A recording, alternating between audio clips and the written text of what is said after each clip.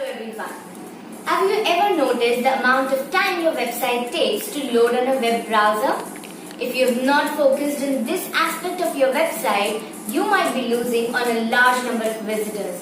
According to a stats regarding website loading speed, it says that if your website doesn't load within 3 seconds or less, visitors are going to abandon your website. The visitors are up to 40%. So let's see what are the ways in which you can reduce the loading time for your website. So number one is reducing the server response time. One of the major factors that affects the loading speed of your web page is related to the lookup for a domain name system. Therefore, specifically understand the IP address of each website on the internet.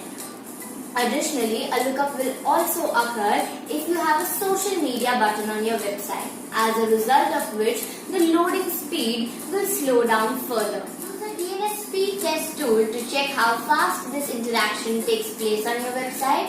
Also, change the registrars if it is loading too slow.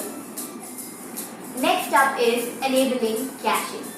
Whenever a visitor lands on your website, the elements on the page get stored temporarily in the hard drive sometimes, and this is called caching.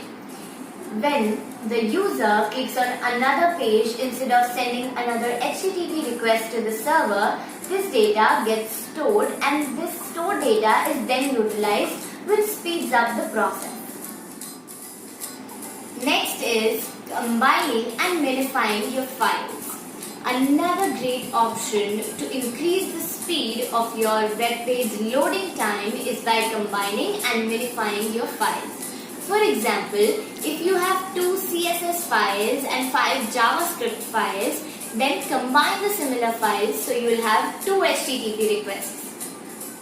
Obviously, there's much more to it, and to explore more such informative content, please visit www.solutionvalley.com.